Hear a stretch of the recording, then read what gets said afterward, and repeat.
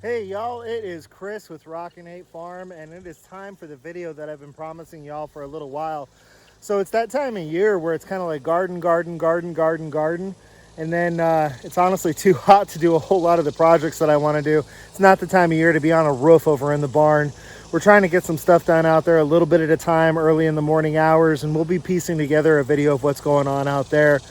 But I've been telling y'all that I wanted to show you the other side of our food production, as well as the animals that we have on the farm, part of which are food production. And so it's time for a vineyard, orchard slash the animals of Rockin' 8 Farm video. Now I'm playing a little game of beat the sun here. I waited until the sun was just starting to go down before I came out to take a walk of the rest of the property. So it means that it's really great lighting for shooting a video right now, but it also means that I've got to get moving or we're going to run out of light. And then I'll have to start this video all over again. So let's go ahead and take a look at what we've got going on Rockin' 8 Farm besides the beautiful garden that everybody has given me a lot of compliments on. Our orchard is very small right now. We don't have a whole lot of trees in the orchard and a whole lot of shrubs in the orchard, but we are getting started. Another reason that we don't talk about the orchard all that much is because it's so far out from production. I mean, let me see. The biggest trees that I have been in the ground for a year. They're probably about 8 feet tall now because they were about 5 feet tall when we planted them a year ago. So we may get some very minor fruit production off of them next year, but we're probably looking at more like 2 or 3 years before we really start getting good fruit production. So we don't talk about the vineyard and the orchard a whole lot, but that doesn't mean that it's not worth mentioning. So let's go take a look. So here at Rockin' 8 Farm, we have 2 different varieties of apples right now, and it's not like I've got 15 of each tree. I have 2 different varieties and 2 trees of each variety. So this one here is called a Molly's Delicious Apple, and like I said, I have 2 of these. So we're talking about a tree that's eventually going to be about 25 feet tall with a 25-foot canopy. And Molly's Delicious is a red delicious apple. Now this particular variety of apple needs another type of apple in order for it to pollinate well. So what I ended up doing was grabbing a couple of Golden Delicious apples as well. And I'll show those to y'all in a second. The Golden Delicious are self-pollinating, but they do pollinate better with another apple variety. So I'm hoping that the 2 are going to pair really well. So this is one of my Molly's Delicious apples here. And we're walking up on the other one over here. And I guess this is a good opportunity to talk about some of the livestock on Rockin' 8 Farm. This is our guinea confusion. For those of you that didn't know, a flock of guineas is called a confusion of guineas. And when you see them running around the property, you kind of understand why they're called a confusion. We love our guinea fowl. They do an amazing job of letting us know when something's up on the property, but they also do a really great job of eating all the ticks. And every once in a while, they'll get in the garden. They don't destroy the garden at all, but man, they eat the heck out of all the tomato hornworms and little bugs and beetles that are in there. So we really love having our guineas. They are a noisy animal, but it doesn't bother us. It's just we've grown to really love them. I know a lot of people that absolutely hate them. You can see all their brothers and sisters way out there in the distance. They're kind of walking around out in the tall grass right there, which is where they're finding a lot of their dinner and helping keep all those bugs off of our property right now. But here's that other Molly's Delicious apple. And then, like I said, the variety that we paired them with are these guys over here, which are let me see, these were about the height of that black anchor band right there when we put them in the ground 5 months ago. So you can see they have done a lot of growing. So I've got one these are the Golden Delicious. I've got one Golden Delicious apple here. I've got another Golden Delicious over there where you see that stake. Now in between all of our Golden Delicious apples, we've actually planted several different elderberries and Hansen's bush cherries. So that is another apple tree. And over here, we've got a little elderberry. And it just looks like a stick, but it is a stick that has a leaf on it. They'll start coming in nicer eventually. Walking back this way, you can see a Hansen's bush cherry. So what we're trying to do with the vineyard and the orchard is create very much of a forest-like setting. So you've got the trees that get taller, 25 feet tall with a 25-foot canopy, and then kind of planted down below the canopy. But by the time these things get big enough that these are actually under the canopy, they'll also be well established, and the canopy will be up high enough that they shouldn't have any negative effects. So we're just planting these cherries and elderberries in between. Your cherries are going to get about 6 feet tall. Your elderberries about 10. So you can see I've got apple tree, and then right there is a Hansen's bush cherry, elderberry, bush cherry, apple tree. Same thing over here, bush cherry, and then over to our apricots. So on the apricots, we've got 2 of these as well. And these ones are the early golden apricots. So I plan on planting a couple more apricots, again, for the cross-pollination and just so that we have a couple of different varieties. These ones are supposed to give you apricots earlier in the season. I'll probably plant something that gives you apricots a little bit later, maybe a more park or something like that. And we'll just kind of start building this orchard out as we go. We're doing everything on a budget, y'all, so it's a couple of trees a year, maybe 10 trees or 10 shrubs a year is what we're getting in. So that's why we always talk about our vineyard and our orchard as kind of a 10-year plan, because we're just adding to it as we can afford, and in about 10 years it should be fully productive. I'm hoping that if we can generate a little more income and get some things sold, that we'll be able to eventually have this entire area all the way out to the fence line planted in fruit trees, and then start working on high tunnels and more fruit trees over there where you can see the tall grass. So my eventual goal is about 500 fruit-bearing trees and shrubs on this portion of the property between my road coming into my yard and my fence line over there. So I think y'all remember me shooting a video a while back about our sunchokes, or our Jerusalem artichokes. And as you can see, they are doing really well. We've got this little bed here. I've got another little bed over there. We'll walk a little closer to it in a second.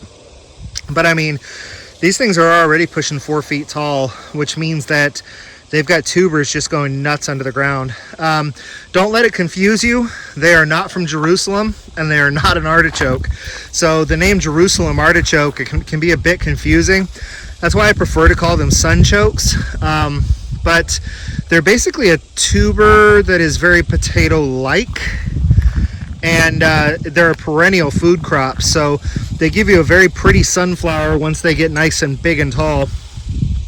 And then in the fall, you can harvest them and start using them as a potato-like vegetable, or you can just leave them in the ground, and anything you leave in the ground is going to send up a new sunflower next year and then continue to spread out and shoot tubers out. So that's why we've got them planted over here to where the road can contain them on this one side. I don't care if they continue to spread this way, like towards this log pile and up towards the gate. And I really don't even care if they spread out into the pasture.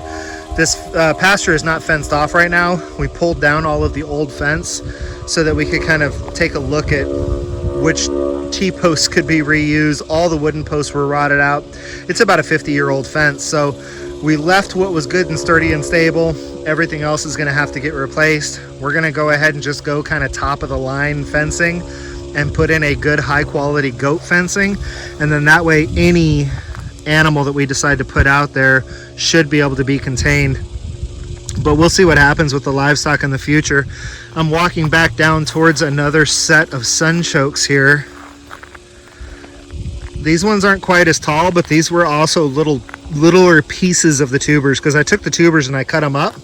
But everything that I planted, even just little chunks, ended up rooting and sending up a shoot. So I'm really looking forward to getting the pretty sunflowers on these. As we come down this way, you see our very minimal fig orchard. So what we're gonna do with the figs is, I've got one there, I've got another there. I'm gonna push figs out towards, you can see where the grass is kind of mowed down. That's where the fence line is going to run. And all of this area that I'm standing in right now used to be pasture, but it didn't make a whole lot of sense. There was a funky bend in the fence. So now we're gonna go from that pole there along this grass line straight to that fence gate post there, which meant that it opened up a lot more space for us to be able to come in and put more figs in this area. So we'll plant some more figs in this area, and then we'll plant more figs moving up towards the sunchokes there. My plan is to eventually have at least 2, if not 3 different varieties of figs, and just kind of have this spot be a little bit of a fig orchard. But then we'll also take figs and we'll put them out here amongst the trees like we're doing with the Hansen's bush cherries and the elderberries up front. So I was talking to y'all about how we very much want this to be forest-like, because forests don't need anybody to come in and maintain them. Natural occurrences like brush fires and forest fires maintain them. So obviously you do have to do some mowing and some cutting, unless you're going to come through and set everything on fire every couple of years. But so it does require some maintenance, but forests maintain their own moisture, and they get to a place where eventually the rainfall is enough. And we know that we'll always have to supplement some water here, but that's kind of what we're shooting for, is a very low maintenance system that utilizes the various components of a forest. So overstory trees, understory trees, a shrub layer, a vine layer, and a ground cover layer. So ground cover would be like strawberries, vines would be grapes or passion vines. Your understory trees are your apple trees. Your mid-size understory trees are things like your apricots. You've got your bushes in there, and then we'll also throw in some things like along the outskirts or along the edges, we'll throw in some things like pecans, which are definitely your overstory trees, and we'll just kind of try and build like a forest type system. That brings us over here to our vineyard. The vineyard will also expand, but for right now we have 13 of these black Spanish grapes, and we've got them all really starting to do well as far as training themselves along these wires and up these posts where we've got a second set of wires. So I'm hoping to get 2 very nice runs, 5 or 6 feet in this direction, 5 or 6 feet in that direction on 2 different levels. 2 very nice runs where grapes can hang down and it's easier to get in here and prune. A lot of these grapes we thought were dead, but all but one of them came back. So we'll get a few more black Spanish in here, and then in that area out there, when we run new posts and new wires, we'll probably do something that's more like a table grape. But our vineyard is really doing very well. The grapes like to misbehave every once in a while and do things like decide they're not going to hang on to the post anymore. But you can see that we've really started the training process. It's probably going to be 2 or 3 years before we ever see a grape off of these. So we're going to spend the next 2 or 3 years training and pruning our orchard before we ever see anything from it. And that's part of the frustration, but also part of the amazing part of doing the vineyard work here. It's all new to us. We're learning as we go, but it is a lot of fun. One of the other food crops that I think is worth mentioning, and I didn't want to walk all the way out to the road, but one of the things that goes really well here in Texas is the wild Muscadine grapes. So up there, all the way up there on the road, on the main road, on our fence line that borders the outside of our property, we have a ton of muscadine vines, and they produce really, really well for us. I'm showing you this one here because there used to be a fence line here, but it was very, it was in very bad shape. All of these trees were dead. They were in bad shape. You saw those in another video as well. But all of this muscadine grapevine was along the fence. I hacked this sucker all the way down to the ground trying to get to the root, and now you can see it's basically coming back as a shrub. So these things are tough to kill, but they produce really awesome grapes that make amazing jelly and adult beverages if that's your thing. So now we're going to start getting into some of the animals, and I'll tell you what, y'all, I love being a chicken owner. These are actually two of our new girls. They're about 21 weeks old now. And so these are golden laced Wyandottes, and we've got 5 of them. So these are two of our new girls, and I know a lot of our girls are probably either still hiding in all of this tree mass here, or they've already started to work their way into the chicken coop for the evening, because it's getting very dusky here. I'm not seeing a whole lot of chickens under there. I see a few, but we'll take a walk over to the coop. And y'all are also going to get to see some of the work that my girls have been doing on the coop. So we've got a lot of chickens hanging out over here by the door. I'm sure Hercules will have something to say about me being over here. That is our... Yes, exactly. I just mentioned your name, Hercules. That's one of our new roosters there. Isn't he so pretty? I'm not even sure what breed he is, so if anybody wants to let me know, that'd be awesome, because he is just an absolutely beautiful rooster. So we've got the new girls and the old girls are really doing well together, actually. They're really starting to blend in well. They're establishing that pecking order. There's been a few scuffles, but no really bad fights. So where we're at right now is a total flock of 52, and it is currently 5 roosters. A couple of them are probably going to go, but it's currently 5 roosters and 49 hens. I don't know if we're going to be able to see inside this coop or not. Oh, making all kinds of noises. But yeah, we got lots of happy chickens in here. They're all starting to come in to go to bed. If they're smart, they'll all get in here while they can see. But yeah, they're really doing well. We, the first couple of nights we came in here and it was very segregated. Like all of the old chickens were on that side and all of the new chickens were on this side. But they're really starting to spread out because we put them together. It's been a week now. They've been together for 1 week, but they're doing. Yes, Donald, I hear you, but I'm talking right now. That's Donald the rooster right there. We call him Donald because he makes this, he doesn't cluck, he quacks. And it really does sound like a quack. But so some of the varieties that we have, the older girls, I've got a lot of hybrids in there. The new girls are pretty much all purebred. Oh, they're hard to spot, but so we've got some Cuckoo Morans, and we've got some whitings, some true green white, those are the true blue whitings, and more Wyandottes. I'm not seeing any of my true green whitings right now. We've got some Buff Orpingtons, and then we've got quite a few hybrids that lay nice big eggs. So yeah, that's our total flock, 52 chickens right now. Small by some people's standards, large by others, but we enjoy it. My wife is definitely becoming a crazy chicken lady, and I'm okay with that. It doesn't bother me at all.